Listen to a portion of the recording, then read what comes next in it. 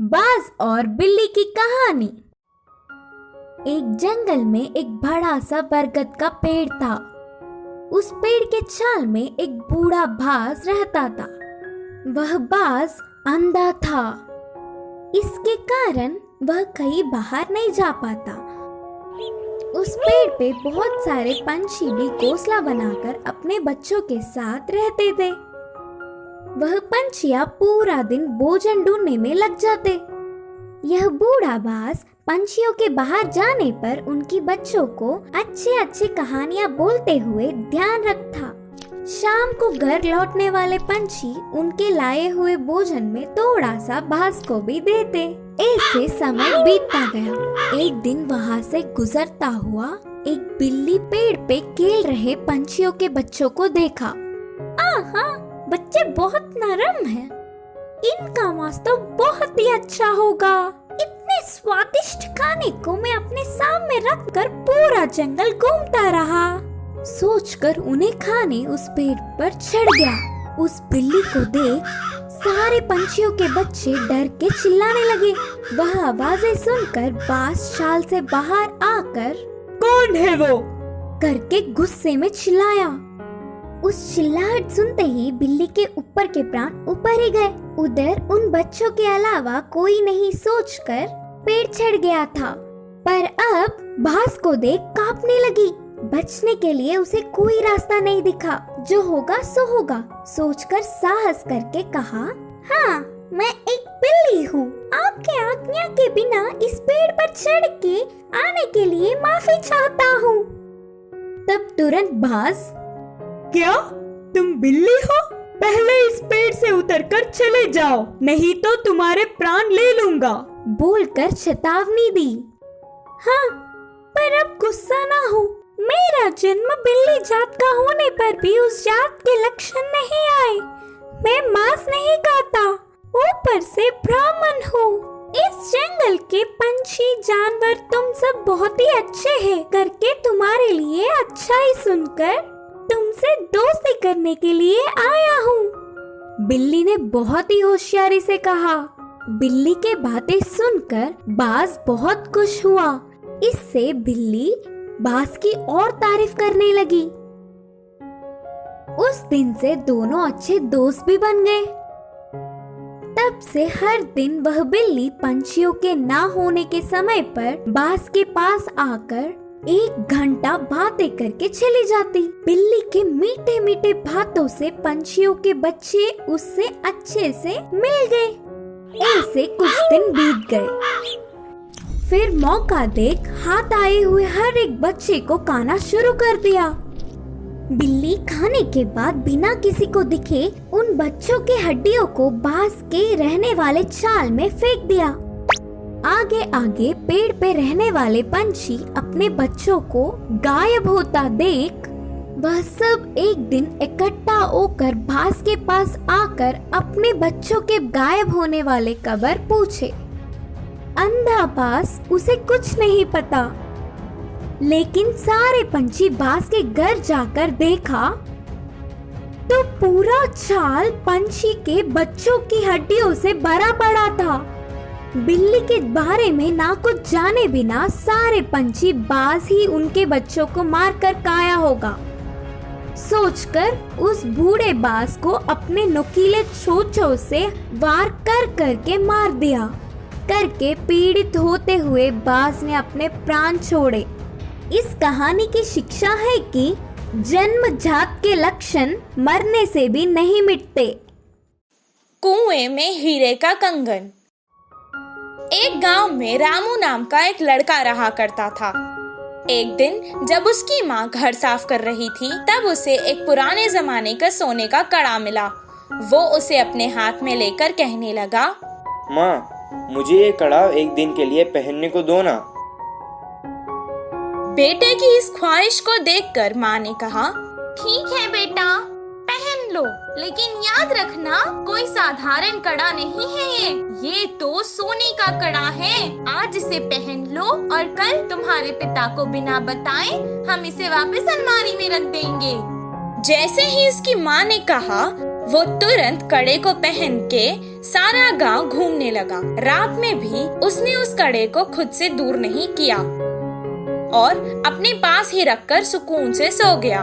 उस रात उसके गांव में चोर घुस आए और जिसके घर से उन्हें जो कुछ मिलता था, जैसे पैसे, जेवर, सोना, सब उठाकर ले जाते थे। सुबह जब उसके गांव वालों को पता चला कि उनकी सभी मूल्य चीजें चोरी हो चुकी हैं, वो सब शोर मचाने लगे। कितना ढूंढने पर भी चोर का पता नहीं चला। रामू की वजह से उसके पुरखों का सोने का कड़ा चोरी हो चुका था। ये सुनकर उसके पिताजी को बहुत गुस्सा आया और वो डांटने और मारने लगे। कुछ देर बाद उसने कहा, वो कोई खिलौना नहीं था जो तुमने खो दिया, वो मेरे पुरखों की निशानी थी। अब दोबारा मुझे अपनी सूरत नहीं दिखाना, निकल जाओ यहाँ से। बेटे को कड़ा देने के लिए वो अब अपनी पत्नी को भी डांटने लगा। वहीं रामू अपने पिता से मार खाकर बहुत दुखी होकर घर से रोते रोते निकल गया। पास के बगीचे में जाकर एक बड़े पेड़ के नीचे रोता हुआ वो बैठ गया। वहीं पेड़ के नीचे जो चोर ने उसका कड़ा चुराया था, वो चोरी किया हुआ सामान वहां बंटवारा कर रहे थे। वो दोनों चोर जोर जोर से बात कर रहे थे। ये सुनकर रामू को पता चल गया कि वो वही चोर है। वो धीरे से वहां से उठा और कुएं के पास जाकर कुएं में देखकर रोने लगा और कहने लगा कि उसके हीरों का कड़ा कुएं में गिर गया है। उसके रोने की आवाज सुनकर चोर उसके पास आए और रामू से पूछने लगे कि वो क्यों रो रहा है। रामू ने जवाब दिया, मेरे दादा बहुत बड़े पंडित थे और उन्होंने एक जमींदार के पास पूजा की थी, तो उन्होंने उन्हें तोहफे में एक हीरो से भरा हुआ सोने का कड़ा दिया था। वो कड़ा मैं मेरे घर वालों को बिना बताए पहन कर आ गया था और यहाँ आकर खेल रहा था और अचानक मेरे हाथ से वो कड़ा फिसल कर गिर गया था। जब मैं उस कड़े को हाथ लगाता था तब भी वो मुझे डांटते थे और अगर मैं उन्हें बताऊंगा कि मेरे हाथ से वो कुएं में गिर गया तो वो मुझे मार देंगे। हीरो का कड़ा कुएं में है सुनकर ही वो दोनों लड़ने लगे कि कौन कुएं में जाकर कड़ा लाएगा। दोनों अपने हाथ में रखे सामान को जमीन पर रखकर एक साथ कुएं में कूद गए। जैसे ही रामू ने ये देखा, वो तुरंत पैसे और जेवर लेकर भागकर गांव वापस आ गया। आकर गांव के बड़ों को उन चोरों के बारे में बताया। तब सब गांव वाले कुएं के पास आए और उन दोनों चोरों को पकड़कर मारा और उन्हें बहुत अच्छा सबक सिखाया। सबके जेवर और पैसे उन्हें वापस मिल गए। रामू और उसके परिवार को उनका पुश्तैनी कड़ा वापस भी मिल गया था और रामू की होशियारी की वजह से रामू को खूब शाबाशी भी मिली। इस कहानी से हमें ये शिक्षा मिलती है कि समय पर चतुराई दिखाने से मुश्किल समस्या भी टल सकती है। पछताने वाला मोर। एक जंगल में कौवा पंछी बहुत अच्छे मित्र थे। वे एक दूसरों की मुश्किलों में मदद करते थे। एक दिन कौवा पंछी के रहने वाले जगह पर बचाओ बचाओ मित्र बचाओ बोलते हुए कांपता एक मोर उनके पास भागते हुए आया। क्या हुआ मित्र, कहाँ से भागते आ रहे हो? इतने परेशान क्यों हो? मुझ पर शिकारी की नजर पड़ी, वह मेरे पीछे पड़ता आ रहा है तो बचने के लिए भागता हुआ रास्ता भूलकर तुम्हारे सामने आई। अब तुम्हें ही मुझे बचाना होगा। अच्छा ठीक है यार, पंछी ने कहा। कौवा पंछी ने उस मोर का साथ दिया। फिर से वापस जाने के लिए रास्ता भूलने के कारण कौवा पंछी के साथ वहीं रहते हुए मोर अच्छी मित्र बन गई। उनकी मित्रता कुछ दिन अच्छा था। कौवा पंछी के बीच के मित्रता ना सह पाते हुए मोर जलने लगी। किसी भी तरह कौवा पंछी को अलग करना चाहती थी। एक दिन कौवा भोजन के लिए बाहर जाने के समय पर मोर ने पंछी से कहा, मित्र तुम कौवे से इतना ज्यादा मित्रता बढ़ाकर बहुत ही नजदीक रह रहे हो। क्या तुमने उसकी बदसूरती कभी नहीं देखी? उसे देख सब चिढ़ जाते हैं। तुम्हारा उससे दूर रहने में ही भलाई है। मैं जो कहनी चाहती थी वो कह चुकी, बाकी तुम्हारी मर्जी। वह सुनकर अचानक चौंकने वाला पंछी मोर से कहा, हाँ सच्ची, मैंने इतने दिनों से कौवे के बारे में सोचने की कोशिश भी नहीं की। हट, उससे क्या दोस्ती, उससे क्या मित्रता। तुम्हारे जैसे सुंदर वालों से मित्रता करने से मेरा मूल्य और होदा बढ़ेंगे। उसकी चाल सफल हुई करके मोर खुश हुई। आगे आगे मोर पंछी के व्यवहार में परिवर्तन देख कौवा उन्हें उसे दूर करने की बुरी सोच को समझी। एक दिन, मित्रों, मेरी वजह से तुम्हें तकलीफ हो रहा होगा, इसीलिए इधर के पास में ही एक घोंसला बनाया। मैं वहाँ जाकर रहूंगा। चलता हूँ, करके कौवा उदास होकर कहा। वह अपने आप जा रहा है करके बोलने पर मन ही मन बहुत खुश होकर, अच्छा, अब तुम्हारी मर्जी मित्र, मोर और पंछी ने कहा। मोर और पंछी कौवे का भला टली करके खुशी मनाने लगे। ऐसे समय बीतता गया।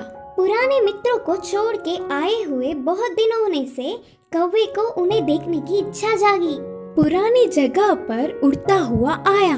उसी क्षण अपने पंख खोलकर नाचने वाले मोर पर एक शिकारी ने निशाना लगाया। कौवा देखा और परेशान हुआ। हटो वहाँ से, मोर मित्र, हटो, खतरा खतरा बोलकर जोर से चिल्लाया।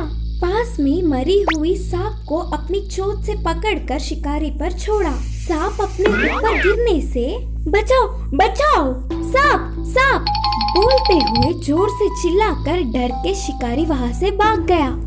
यह सब देखकर मोर के होश उड़ गए।